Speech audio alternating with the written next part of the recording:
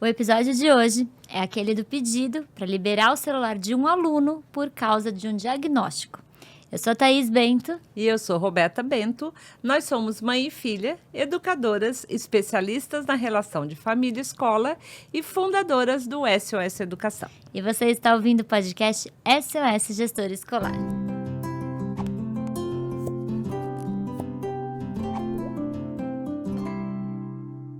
Porque quem trabalha na educação pode até morrer de susto, mas de tédio não tem o mínimo perigo.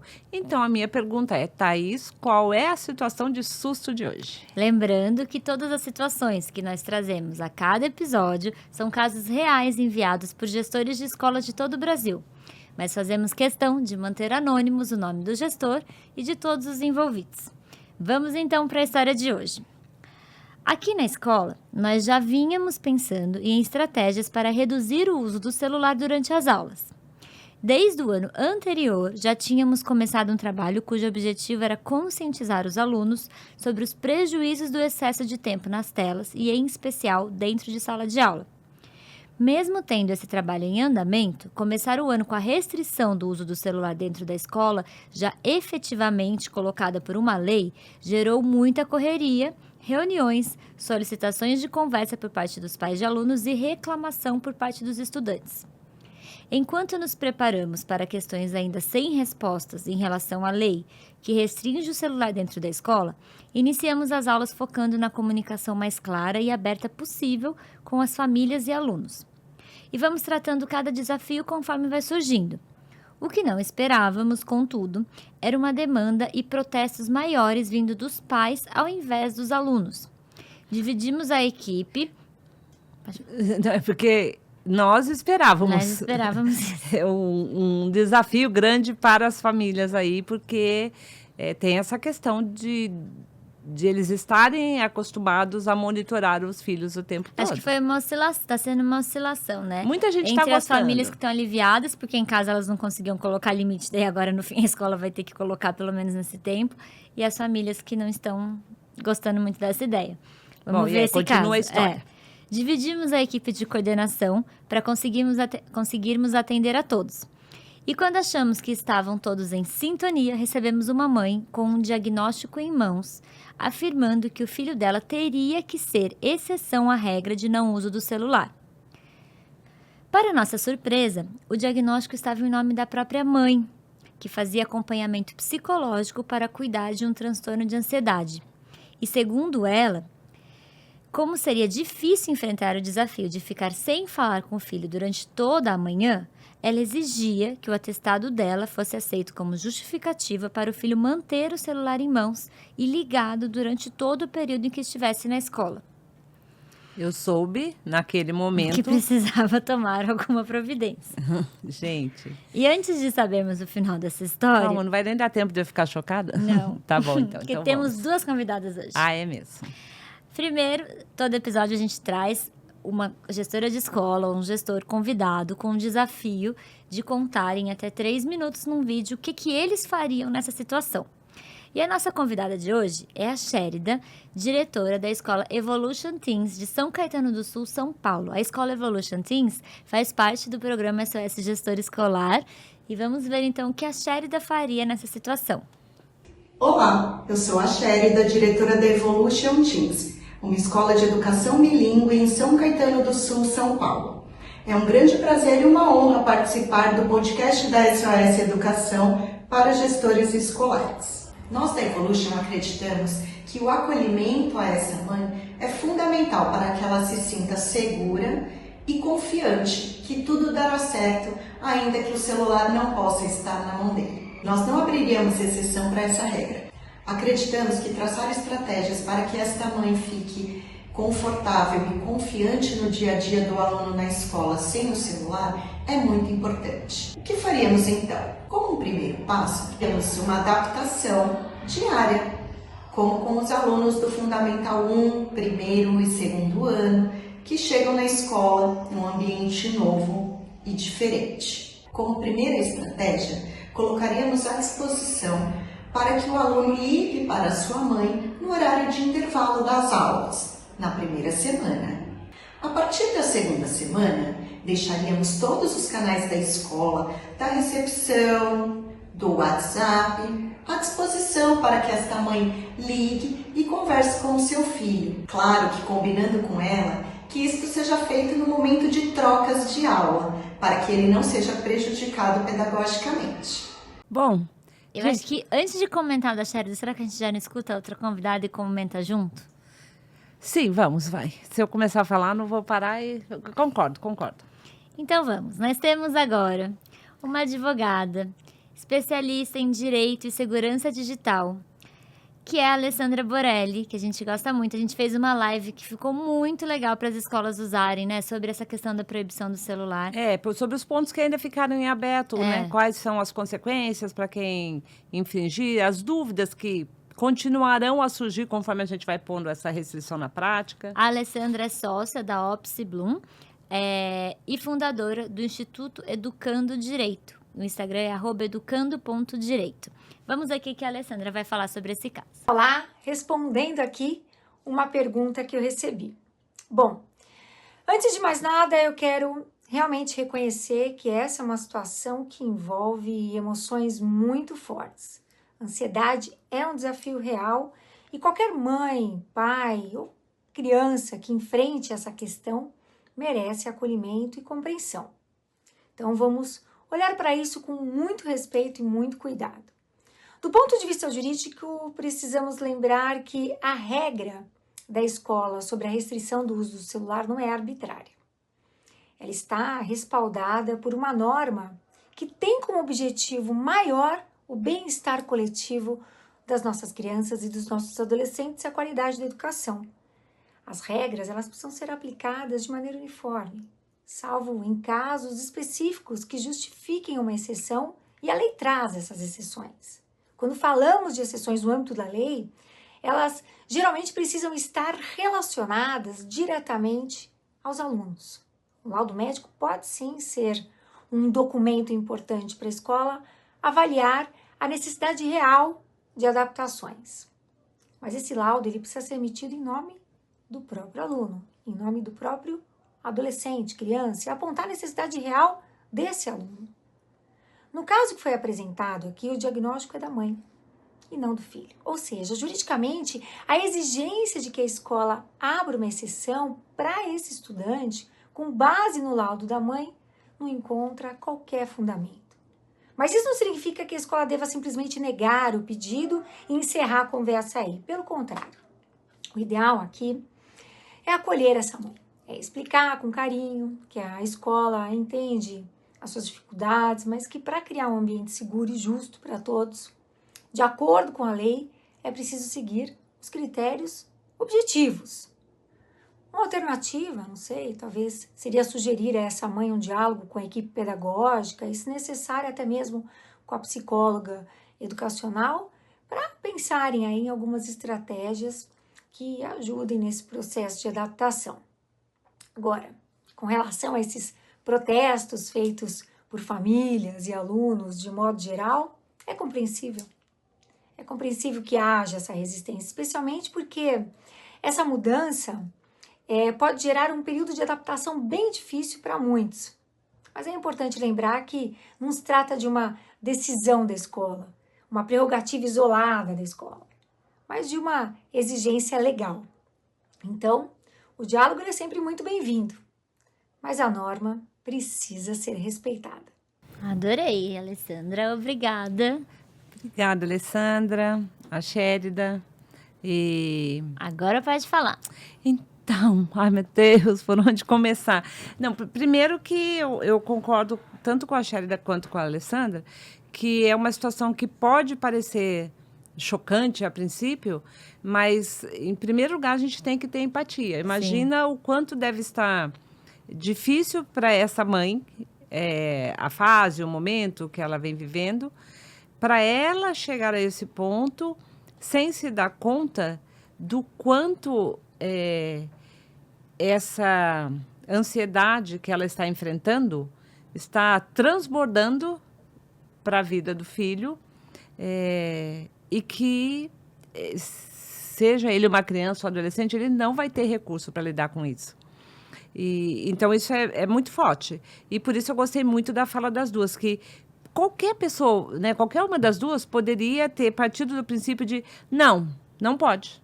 Não, a lei diz que se tiver um laudo para o aluno, e mesmo assim, por isso que eu gostei da fala da Alessandra também, mesmo que tenha um laudo, um diagnóstico do aluno, é muito legal conversar com a escola e avaliar se de fato aquele estudante não será prejudicado por uma abertura ali, uma exceção que não vai favorecer para ele em nada. Aliás, mesmo quando vier laudo do estudante, é muito importante sentar com essa família e tentar até ajudá-la a refletir se aquele laudo do estudante não está sendo alguma coisa que está apoiando essa expectativa, meio uma insegurança dos pais. Dos pais, a né? Gente tem até... Não que o laudo não seja real, né? Mas que ele não esteja trazendo para os pais um caminho para eles falarem, não deixa do jeito que estava, mas que o alívio está vindo para eles, né? E para essa questão dos laudos, acaba ficando muita coisa para a escola resolver, e a gente sempre tem aqui a recomendação da Koala, que ajuda a escola, apoia a escola nessa gestão dos laudos, nessa comunicação com a família que tem alguma questão de inclusão, que precise de algum suporte médico, tanto para os alunos, né, para os filhos dessa família, quanto também para os professores. Então, nesse caso, eu acho que, assim, para mim foi uma coincidência, porque você começou a falar do Koala, eu nem tinha pensado, não ia falar deles ainda, mas cabe perfeitamente, porque muitos dos parceiros, eles fazem um trabalho com o aluno. E no caso da Koala, como é saúde de todos os mundo, envolvidos, né? Professores, gestores, colaboradores, famílias. A escola só vai estar bem no seu funcionamento pleno quando todo mundo estiver bem. E esse caso é bem emblemático disso, né? E em tempos de tantas questões de saúde mental que acabam indo para a escola, nada mais necessário do que um parceiro para conseguir lidar com isso também, né? Quem quiser saber mais sobre a Koala, é só entrar no Instagram, @KoalaSaúde. Tem também um link na descrição desse episódio que vocês podem agendar gratuitamente uma avaliação de inclusão com alguém da equipe da Koala para fazer para sua escola. Deixa eu falar mais uma coisa? Ou você vai falar da Koala ainda? Não, pode falar. Posso falar? É que eu estava pensando assim, nós estamos falando de um caso em que uma mãe levou um diagnóstico dela, em nome dela, de ansiedade, para tentar que o filho fosse exceção e pudesse usar o celular. E quando a gente pega essa história, esse fato, só assim, cru, só ele, parece assim, para muita gente pode parecer, nossa, que absurdo. Mas eu acho que a gente tem que olhar para esse caso como sendo simbólico e refletir sobre em que situações nós estamos pegando medos, inseguranças, traumas, questões que são nossas e jogando para os nossos filhos, sem que a gente se dê conta, o peso de ter que lidar com elas.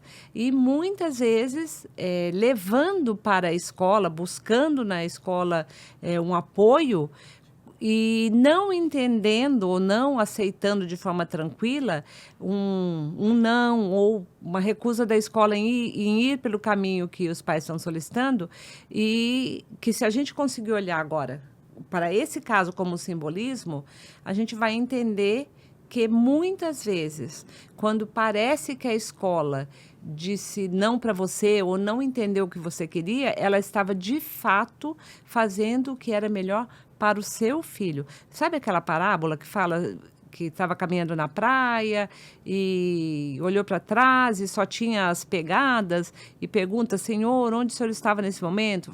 Foi exatamente quando eu te carreguei no colo? Então, pensa um pouquinho para todo mundo, né? Quantas vezes a escola carregou no colo no sentido de fazer o que era o necessário e o melhor para o filho, apesar de, para os pais naquele momento, não ser possível enxergar isso? E o mesmo, assim, vale isso. Se a gente estiver falando de laudo, também o ponto que, assim, quando a gente está falando de laudo do aluno, uma criança tem um laudo que dá o direito dela levar o celular para a escola e ter o celular com ela durante a aula. esse direito que ela tem não significa que é o que ela precisa, né? Não precisa usar esse direito, né? Então, exatamente isso, porque muitas vezes essa criança, esse adolescente, esse aluno, ele vai ficar em desvantagem.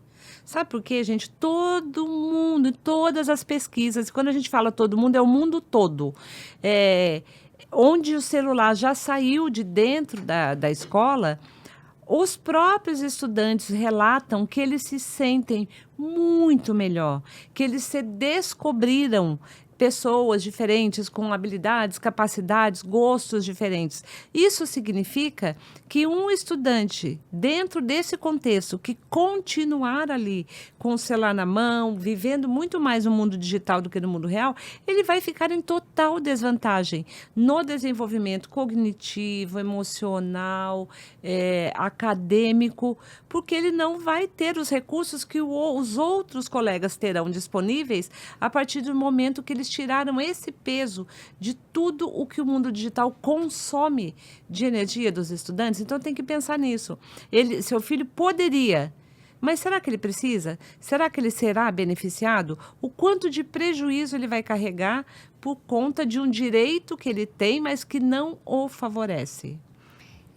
Fica aqui também a recomendação de um episódio que a gente tem do podcast já, que a gente falou só sobre essa questão do celular e trouxe muita pesquisa sobre o quanto que a proibição do celular nas escolas ou a restrição do celular acaba beneficiando os alunos não só na parte cognitiva, mas também na parte social, na diminuição de bullying. A gente traz muitas pesquisas nesse episódio. E, aliás, eu acho que vale a pena a gente colocar aqui também sobre um caos que aconteceu no nosso Instagram, de um post em que nós falamos sobre o quanto é importante a saída do celular e que a saída do celular não depende de uma troca com a escola e que a escola tem que dar outras coisas no lugar do celular, que não é isso que está acontecendo.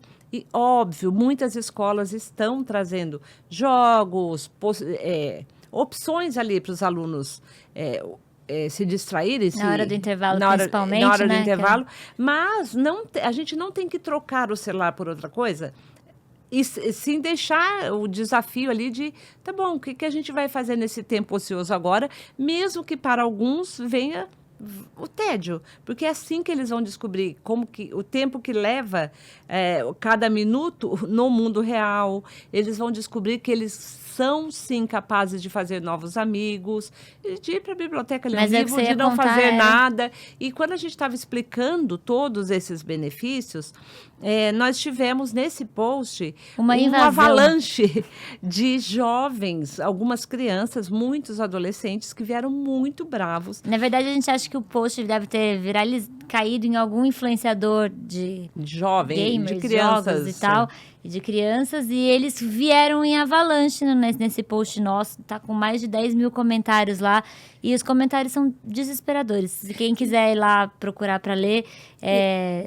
Então, o que é o grande ponto que eu queria chegar? A maior parte desses adolescentes fala assim, porque eu disse no vídeo que eles iam aprender a se socializar. E eles falam assim, me socializar com quem? Ninguém gosta de mim.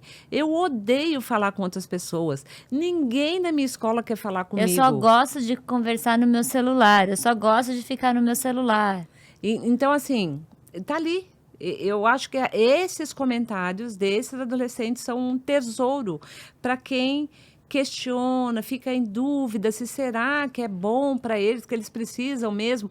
E outro ponto, porque muita gente fala assim, durante a aula tudo bem, eles precisavam mesmo prestar atenção, mas no intervalo... É só ler isso, que eles falam, eu odeio, ninguém gosta de mim, ninguém olha para mim naquela escola, eu não quero falar com ninguém. E é no intervalo que eles precisam dá muita dó conviver. Deles nesse post. E daí dá dó que eles ficam assim, muitos são crianças, eles falam, não, a gente vai derrubar esse post, elas vão apagar. E pra gente, quanto mais eles estavam comentando, mais eles estavam provando que o que minha mãe estava falando no vídeo estava certíssimo.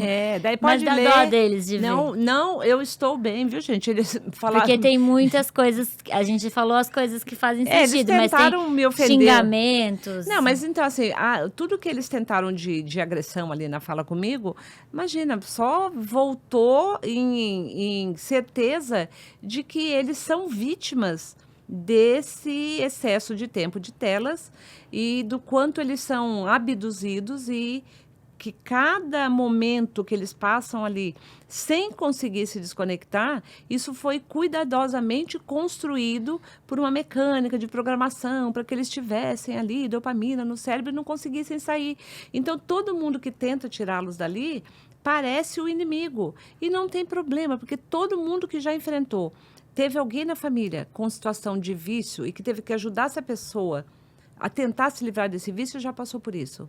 A pessoa que está viciada, ela não consegue se desconectar daquilo de que gera o vício nela, e todo mundo que tenta ajudar para tirá-la dali parece o inimigo, mas é essa pessoa falando, não é o cérebro dela buscando aquilo no qual que se tornou uma dependência mesmo.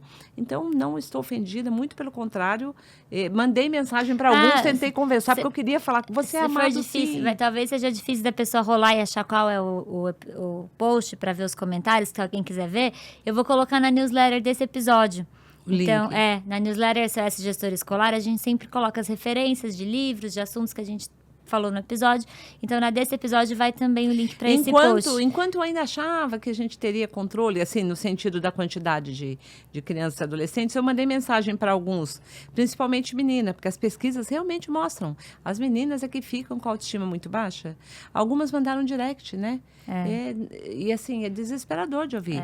Mandei mensagem, tentei conversar, mas eles não querem. Eles só queriam o celular mesmo, não queriam conversar comigo. E para se inscrever na newsletter, é só entrar no www.soseducação.com.br/SOS-gestor.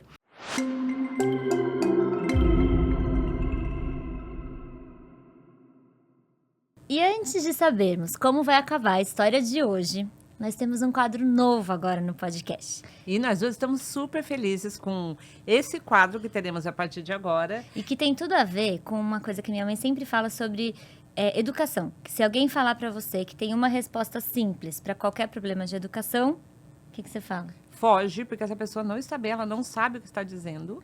E quando a gente fala sobre marketing na educação, vale também essa regra. Então, esse quadro chama N Possibilidades em Marketing. E a nossa convidada sempre para esse quadro é a Débora, da agência Antonella. A Débora é super especialista em educação, trabalha com escolas de todo o Brasil e empresas de educação também. Bem-vinda, Débora! Gente, obrigada. Eu que agradeço aqui o convite, a oportunidade.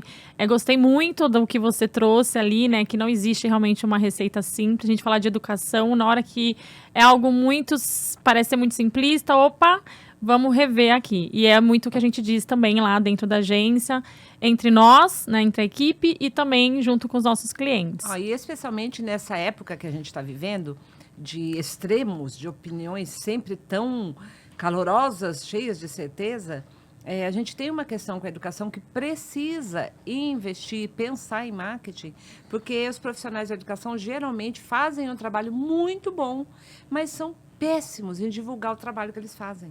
Porque o profissional da educação, ele se abastece, reenergiza do resultado do trabalho que ele fez, mas ele não divulga isso adequadamente. E aí o que acontece, que a gente vê atualmente, muita gente falando de educação sem, de fato, entender de educação, e muitas pessoas que entendem de educação não divulgando o trabalho bom que elas fazem da maneira adequada para atingir o público adequado. Então, seja muito bem-vinda. Obrigada. Fico feliz com o convite. Isso que você trouxe é uma realidade no Brasil. Historicamente falando, as escolas, elas... Obviamente, assim, né, o core da escola, né, o coração da escola é o pedagógico e tem que ser o pedagógico.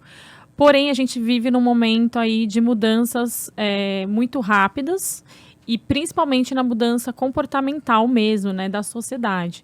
Então, todos nós aqui deixamos de consumir de uma forma, qualquer coisa, seja um produto ou um serviço, e passamos a consumir de outra forma.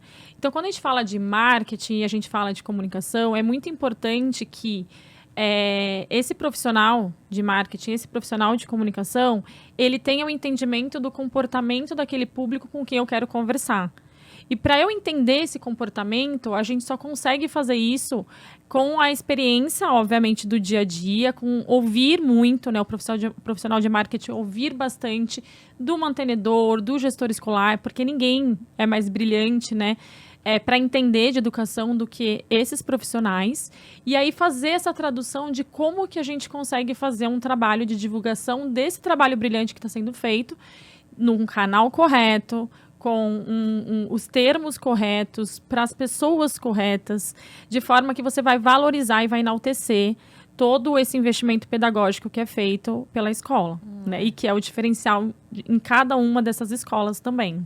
E aí, então, em cada episódio, a Débora vai trazer pra gente algum insight, alguma estratégia, alguma sugestão sobre marketing na educação. E hoje, como já passou a fase mais fervorosa de rematrícula e matrícula, apesar de escolas de educação infantil terem isso ao longo de todo o ano... Rematrícula, sim. Matrícula não, porque nós estamos vivendo lá dentro das escolas. Isso ainda é acontecendo, mas é esse o assunto de hoje, né? Exatamente, é isso que a gente vai falar. Hoje eu trouxe aqui para a gente falar um pouquinho sobre a importância da gente ter insights a partir de dados de rematrícula e dados de matrícula. Primeiro de tudo, eu fiquei pensando um pouco sobre esse tema, rascunhei aqui algumas questões, mas eu acho que o mais importante é que essa escola... Posso repetir essa parte? Pode. Porque tem uma coisa importantíssima atrás. Hoje eu trouxe para a gente falar os insights que são possíveis, né, de serem ali enxergados ali através da organização de dados de rematrícula e novas matrículas. Mas a gente está no Brasil com uma diversidade de escolas absurda, então eu não quero chegar aqui no podcast de vocês e falar com escolas que têm uma equipe de marketing profissional, não, eu quero falar com essa escola, mas eu quero falar também com aquela escola que tem todo o conhecimento e tem a intenção de fazer um trabalho bacana de marketing, mas não necessariamente tem um profissional ali dentro para conduzir esse trabalho. Que deve ser a grande maioria. Sim. Né? Que nós, os profissionais de educação, são exatamente aqueles que batem o pênalti e correm lá para defender, porque é tudo a gente corre aqui para fazer mesmo. Exatamente. Então, e é muito legal, mesmo quem tem equipe, conhecer o que tem por trás para saber direcionar, porque pode ser também que ela tenha alguns profissionais que entendem de marketing, mas não de educação. Então, juntar essas duas coisas aí é fundamental, né? É fundamental porque comunicação é isso, é você se fazer ser entendido. Então, se eu não entender a sua vivência, a vivência do coordenador pedagógico, do professor, não adianta eu falar, vai lá e faz uns stories, vai lá e... Gente, ele tem uma rotina atribulada. Não necessariamente os meus stories, né, e nem é marketing isso, mas eu tô dando um exemplo do dia a dia da escola. Aquilo ali não tem que ser necessariamente uma atribuição do professor ou do coordenador e tal. E isso a gente precisa entender. Não adianta chegar uma agência de marketing e demandar coisas ali que não necessariamente serão executadas, porque o coração de tudo é o pedagógico. Então, a gente está ali para ajudar, a gente está ali para trabalhar em parceria com a escola e ser uma extensão, tirar esse peso que a escola tem. Ela está sendo cada vez mais cobrada por isso, né? E aí eu fico vendo muito alguns profissionais mesmo trazendo, 3 dicas aqui, 6 dicas lá. Isso é perigoso, porque antes disso tem um passo imenso assim que você tem que dar mesmo para você estar maduro, para você começar a fazer um trabalho organizado, na verdade. Então, antes de você pensar em ações, para um pouquinho. Você não está perdendo tempo, gente.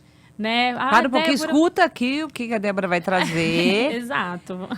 E depois também, só para dizer que o que você vai trazer é o que cabe dentro desse espaço que a gente tem, mas que o contato Sim. estará aberto depois para as pessoas se aprofundarem com você. Então, de maneira simples, primeiro, organize os dados de rematrícula e os dados de novas matrículas, pelo menos dos 2 últimos anos, né? Do ano passado, do ano retrasado. E seria muito interessante que fosse ali de 3, de 4, de 5 anos, porque a gente veio ali de uma pandemia, então teve essa perda, né? E foi algo muito crítico. O que é organizar esses dados, né? É organizar exatamente quais foram as rematrículas, né? Quantas rematrículas foram feitas ali por segmento e o total disso também, quando a gente fala de escola, né? Qual que é o total disso e qual que é a quantidade por segmento, de maneira simples. E olha para esses dados para você comparar com os anos anteriores. E aí, aqui já é um primeiro insight, você já vai entender em qual segmento você vai precisar fazer mais esforços. Vamos supor que você identificou que educação infantil é um segmento crítico ali, que você não conseguiu ter uma conversão boa ali de rematrícula. E aí você fala, tá, mas por quê? Resgata o seu NPS, resgata o que foi falado ali na parte de educação infantil, porque provavelmente ali já vão ser sinais de que alguma coisa não estava legal. E para quem não está familiarizado, o que é o NPS? Ia falar isso agora. O NPS, na verdade, é uma metodologia, né, de pesquisa, né, de Net Promoter Score, para você avaliar, né, qualquer um de nós pode fazer uma avaliação do serviço que está sendo oferecido ou do produto. No caso da escola, obviamente, do pedagógico, do material didático, da comunicação da escola com a família. Então, se você é uma escola que ainda não organizou uma pesquisa, né, de satisfação, é importante organizar. Por mais que ela seja o mais simples possível, eu vou falar isso mais pra frente. No próximo quadro a gente vai falar disso. Exatamente. Né? Mas tenha isso no seu coração, assim, isso é importante. Isso já está relacionado a entender o comportamento, entender a intenção do seu público. Então, olha os dados de rematrícula e novas matrículas e já começa a pensar sobre o que gerou esses dados. O que gerou esses dados. De dentro lá da escola, o que gerou esses dados. Tá? Exemplo de clientes que eu atendo hoje, né? Mudança de coordenador pedagógico que estava há muito tempo na escola, naquele segmento.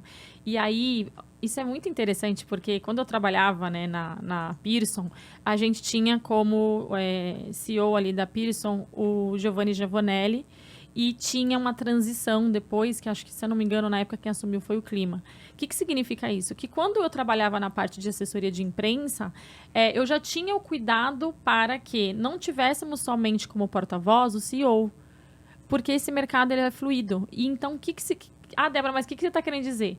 Gente, cuidado com quem é o ponto de comunicação e relacionamento com a sua família, né? A gente sempre vai correr esse risco, sim, vai ter uma troca, o coordenador às vezes sai, às vezes ele tem outros objetivos na vida dele, outros desafios. O que a gente não pode é colocar todo nossas fichas ali de relacionamento com aquele coordenador. E não é por mal, é uma questão estratégica, né? É uma questão para você poder se proteger ali em relação a isso, tá? Então, acho que esse é o primeiro ponto.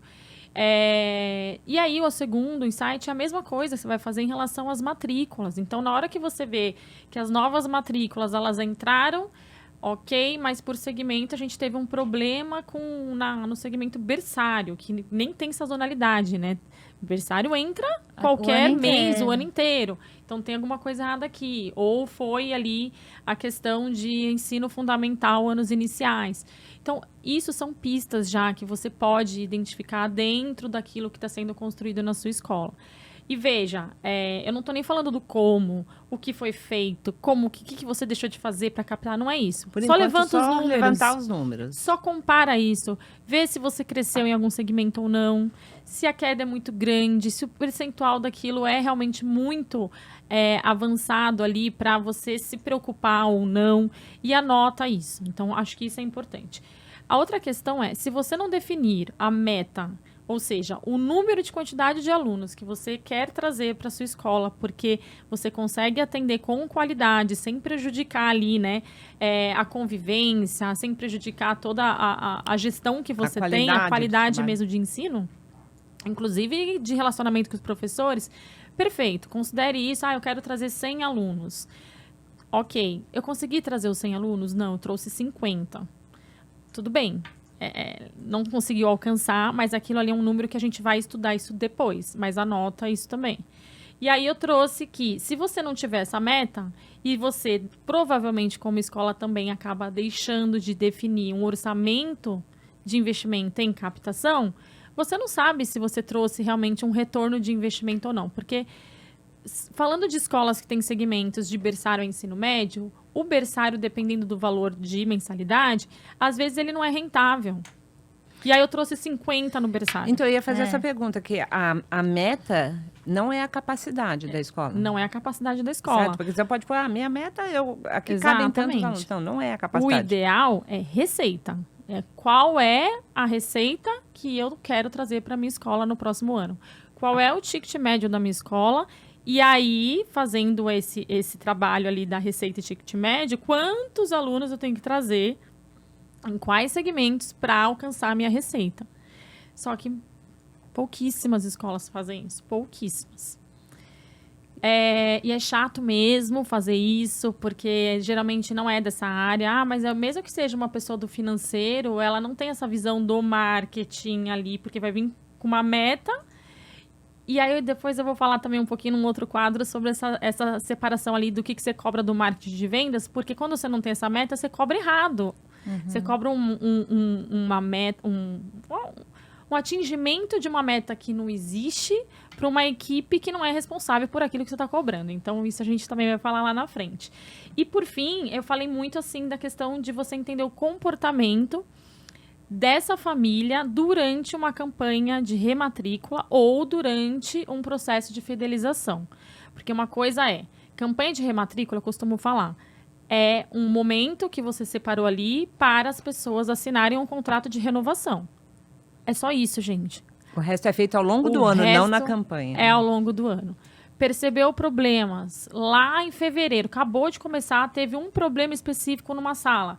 Resolve, porque aquilo ali a família vai guardar para ela e ela vai enchendo o copo. Esqueceu aqui, o material não veio de volta, e aí, sei lá o quê, não esqueceu o uniforme não voltou. Não deu retorno de uma situação que a família entende ser algo grave. E mesmo que a família tenha ou não tenha razão, não é essa a discussão. A discussão não fuja disso. Resolva esse problema.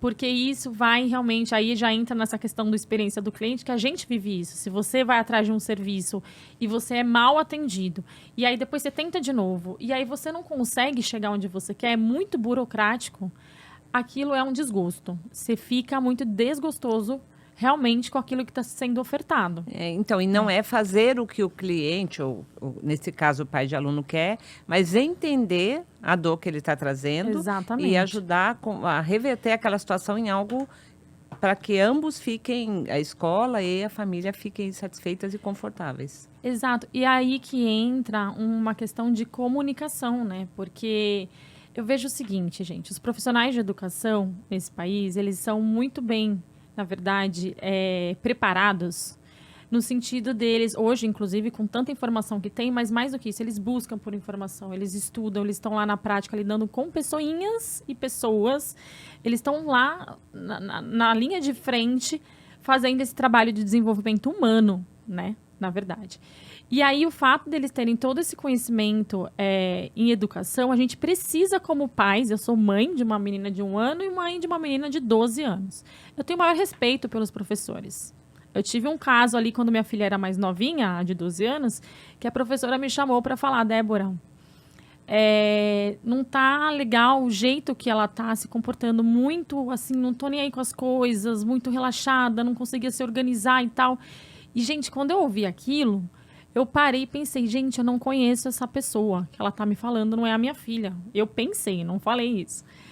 E depois fui para casa chocada, assim, chocada. Falei, mas eu nunca percebi isso, E comecei a olhar com mais cuidado e eu percebi que ela tinha 100% de razão. E aquilo, ela falou assim, se você não conseguir corrigir isso agora, vai ter problemas futuros com a questão pedagógica. Então, mas você acha que a professora soube se comunicar com você? Maravilhosa. Eu acho que são as duas frentes. A gente ser humilde como família. Eu não sou, Débora, educadora. Eu tenho que respeitar quem tem conhecimento e estudou para educar a minha filha. E aí, quando eu entendo isso, né, como família, com muita humildade, porque a gente tem que respeitar. A gente tem que saber ouvir. Não é ouvir, mas minha filha não é assim, eu podia ter falado isso. Mas não, eu acho que eu também sou uma pessoa que é isso. Eu vou ouvir, até porque eu trabalho com comunicação, eu vou entender o lado da pessoa, o contexto da pessoa, o momento que ela tá. De repente, aquela professora naquele momento estava esperando eu dar uma resposta ali, de repente, não sei, né, qual que é a experiência dela. E eu não teve aquela resposta, mas até hoje, né, se ela estiver assistindo, ela vai lembrar disso. Eu agradeço muito ela. Muito mesmo. Então dela foi ter feito essa eficaz intervenção. a forma como ela se comunicou com Sim, você. porque fez uma diferença enorme no que é hoje. E provavelmente né? uma relação que já existia de confiança ali. Sim, Então, a forma como ela se comunicou também é parte de um composto que não é só chega ali Exatamente. na hora que tem um problema e comunica, certo? E aí, olha como é complexo, né? Como que a gente faz para essa comunicação ser clara? Aí é um outro trabalho enorme que a gente acaba cobrando, né? Quando a gente cobrando, entre aspas, desse gestor escolar, que ele também é um gestor de pessoas, obviamente. Então, para aquela escola funcionar como qualquer outra empresa, a gente precisa ter uma comunicação clara, a gente precisa ser cuidadoso com as palavras. Isso não significa ser omisso, isso significa saber se posicionar, inclusive se for questões muito críticas que você tenha que chegar para a família e falar coisas negativas. Então, a parte da comunicação, a forma com que você envia os conteúdos para essa família também é um aspecto ali que está dentro do marketing que a escola precisa cuidar, certo? Totalmente. E não só a comunicação do que está falando, mas também como está falando. Como né? está A gente já teve casos em escola que não era nem o que o gestor estava falando, mas a forma como fisicamente ele ficava enquanto ele falava não estava fazendo com que ele conseguisse fazer a conexão que ele precisava com as famílias. Então, é tudo isso, né? É tudo isso. E que é muito além de rede social, por exemplo. Não, que é quando muito falam além. de marketing para a Muito escola, além. já estou fazendo Instagram, tá tudo certo. Tem que tomar um cuidado enorme com isso. O marketing ele é um conjunto de iniciativas que elas precisam fazerem sentidos ali dentro do que você tem como objetivo como escola. E, gente, uma dica aqui que eu dou aí é uma dica mesmo, que não precisa ficar mirando aqui em cima, né, como marketing. Não tem essa necessidade de fazer um marketing, fazer tudo perfeito e investir muito dinheiro, não. Eu acho que antes de você pensar em ter realmente uma iniciativa em marketing, você precisa saber ali qual é exatamente o seu produto, se a gente falar de marketing, que no caso para as escolas seriam os serviços, tudo que está ali acoplado, tudo que você está ofertando, quais são seus diferenciais. Acho que tudo isso vocês já sabem, porque vocês acompanham com certeza colegas meus falando também sobre isso ali no Instagram. Eu sou a que menos apareço, né, gente? Porque eu confesso Você está direto lá com as escolas lá em campo. Não, e eu tenho eu não sou uma blogueira, não é isso mesmo. Eu gosto de estar ali na estratégia, né? Sou uma executiva, na verdade. Se eu pensar na minha história como carreira, é isso, né? De marketing. Mas por que eu tô falando isso? Não precisa mirar lá. Então, você tem que ter esse produto bem organizadinho, o que você oferece ali no berçário, o que você oferece em cada segmento, quais são os seus diferenciais, quais são as aulas extracurriculares ou a parte diversificada em que você oferta ali, mas não cobra além ou a mais um adicional por isso, o horário e tal. Porque na hora que você tem tudo isso, começa a facilitar, inclusive, a sua comunicação com aquela família que quer conhecer a escola, que quer visitar a escola, né? E aí depois tem essa parte de público, entendimento do seu público. Eu vejo, infelizmente, muita escola com medo da questão de preço. Ai, mas aí vem chorar preço e tal. Quando acontece isso, a gente tem que olhar para o nosso negócio, para a nossa escola e pensar o que a gente está fazendo. Eu acho que dá até para ter um quadro sobre isso. A gente pode falar sobre isso. Eu acho que a gente vai ter que... Podemos falar sobre isso. E o terceiro ponto que eu também entendo, né? Eu falei do produto aqui, falei dessa questão do preço, mas a questão também do propósito, né? E esse propósito, ele precisa estar claro para todo mundo, né? Tem que ser o mesmo propósito para todo mundo. Aí sim, você tem isso. Vou falar o quarto, que é importantíssimo, que eu esqueci, que eu não podia nem ter esquecido. A questão do processo de jornada de busca da família. Os 4 P's aí. Os 4 P's, são 8, na verdade, mas eu vou trazer 4 aqui hoje. Esse processo, eu estou me referindo não adianta eu aumentar uma demanda fazendo investimento em tráfego pago, se eu tenho um time de atendimento que ele divide o atendimento com rematrícula naquele momento mais crítico ali da escola, né, o segundo semestre, e ele também atende os pais, né, com questões de secretaria, administrativo, e ele... Então, começa a ficar algo que eu aumento a demanda, mas eu não me preparei para atender essa demanda. Tá, então a escola tem que lembrar de se preocupar com o produto, que no caso é o composto da oferta ali que ela faz, com o público, com preço, né? Propósito. Eu já trouxe 5, mas preço e propósito são separados. Separados. Exato. O propósito e o preço. Depois a gente vai para os outros P's aí. E aí o processo... uma observação. Você não tem processo, não começa a embarcar a tecnologia. Porque se você não tem processo... mas eu acho que a gente deixa isso para outro episódio. Porque outro vai... episódio. É muito complexo. Eu já imagino na cabeça das pessoas... Não, mas calma, eu ainda... E que processo é esse processo? Eu acho que a gente podia só, então, fechando. Vamos essa questão dos insights a partir dos dados de matrícula e rematrícula. O gestor foi lá, fez esses passos, pegou os dados de matrícula, de rematrícula, viu os segmentos, viu o que aconteceu. E aí, o que ele faz com esses dados? Ele pode ir em algum blog, Instagram da Antonella para conseguir direcionamento? Sim, a gente liberou lá no blog, mas eu fiz um material específico também, que também está disponível ali no link da bio, no Instagram da Antonella, com detalhes ali, né? O que ele olha, o primeiro, o segundo, o terceiro, o quarto, o quinto dado. Vamos colocar no link do episódio. E aí facilita porque é complexo, o que eu falei, dicas são muito rasas, escola não é uma padaria que faz um pãozinho e todo mundo tem a mesma receita, a gente tem que respeitar muito, e a Antonella respeita muito as particularidades de cada escola. A gente respeita e a gente se orgulha disso também. E obrigada, né? Obrigada. Muito obrigada, gente. Então, até a próxima. Até mais. Vamos, então, saber como terminou essa história relatada no episódio de hoje. Ficamos por um tempo pensando em equipe de gestão e nossa psicóloga também. Isso porque somente o diagnóstico da mãe já sinalizou que ela precisava de uma atenção e carinho especial. Vivemos tempos difíceis e, felizmente, existe mais consciência sobre as questões de saúde mental que tem afetado a todos nós. É o que você falou das duas convidadas, né? Todo mundo já tem muita gente já tem essa consciência. Antes de pensar na resposta para essa mãe, escolhemos acolher essa mulher. Quando já estávamos com a questão alinhada entre nós, convidamos a mãe para uma conversa na qual explicamos sobre os prejuízos do celular para o filho. E pedimos que ela nos deixasse cuidar dos momentos em que ele estiver na escola, sem que ela ou que ele precisassem se preocupar um com o outro. Só depois disso, diante da insistência da mãe, falamos sobre a legislação. Resumindo, o aluno segue tranquilo, sem o celular na escola. E a mãe prometeu que usaria ao menos uma parte desse tempo em que o filho está seguro para intensificar o cuidado com a saúde mental. Ela tem entrado em contato com a escola para confirmar que o filho está bem, mas com uma frequência menor do que esperávamos. E a vida segue, cheia de surpresas por aqui. Bom, final feliz, né? Esperemos que sim. Acho que se essa mãe aproveitar esse tempo para se cuidar mesmo, vai ser bom. Vai sair ganhando. Toda vez que a gente fala sobre tirar o celular da escola, a gente precisa falar sobre a importância de ter a tecnologia adequada para o aprendizado dos alunos e também para o professor conseguir ter todos os processos de gestão de sala de aula, de preparação da aula, de personalização do ensino. E aí entram os equipamentos da Acer como sugestão para uso em sala de aula com os alunos. São equipamentos feitos especialmente para alunos mais resistentes. Para a educação, para o uso educacional, porque tem equipamentos para o professor também. Também.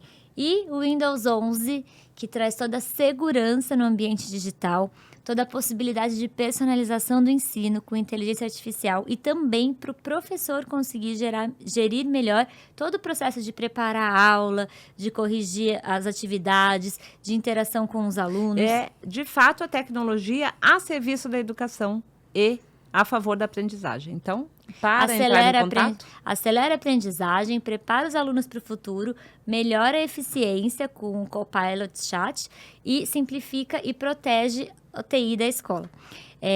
A gente vai colocar link na descrição desse episódio para falar com Acer e Microsoft sobre o Windows 11. E então, temos uma frase final? Então, sabe que, na verdade, nesse caso, eu só fiquei pensando assim, que tanto para as famílias, mães que estão sobrecarregadas, que vêm vivendo... A gente sabe que desde a pandemia, a gente continua a carregar o peso de tanta coisa que a gente viveu. Muita gente ainda está tentando colocar a vida de volta nos eixos depois de perdas financeiras, perdas de pessoas queridas. E se a gente pensar nas escolas... a gente tem lido muito e conversado com escolas que estão começando a ver a perspectiva de recuperar número de alunos no pós-pandemia. Então, a gente ainda vive um peso muito grande dentro de uma sociedade extremista, com mudanças e questões de insegurança que a gente vive no dia a dia, noticiário, que você liga a TV ou entra numa rede social ou liga o rádio, é tanta notícia negativa que é muito difícil mesmo a gente ter dias mais leves e uma saúde emocional equilibrada. Então, tanto para as famílias quanto para profissionais de educação, adultos responsáveis, lembrar que colocar a máscara de oxigênio primeiro em você, para que então você possa ajudar uma criança ou uma pessoa que está ao seu lado que precisa da sua ajuda. Então, cuidar da saúde mental, você, mãe, pai, professora, gestor de escola, não é alguma coisa que você deixa para quando sobrar tempo. Tem que ser prioridade ou nossas crianças sofrerão as consequências da falta desse cuidado e da saúde emocional altamente comprometida que a gente vem carregando já há algum tempo. Agradecemos os parceiros desse episódio, 24/7 de São José dos Campos, pelos nossos looks, Microsoft, Acer, Koala e Agência Antonella. E fica aqui também a recomendação para você, gestor escolar, não tentar dar conta de tudo sozinho. Temos o programa SOS Gestor Escolar, com encontros mensais com as equipes de gestão das escolas de todo o Brasil. Para saber mais, é só mandar uma mensagem para a gente. E nos vemos no próximo episódio. Vamos fazer um tchim-tchim. Até Obrigada a próxima. a toda a nossa equipe aqui também, né?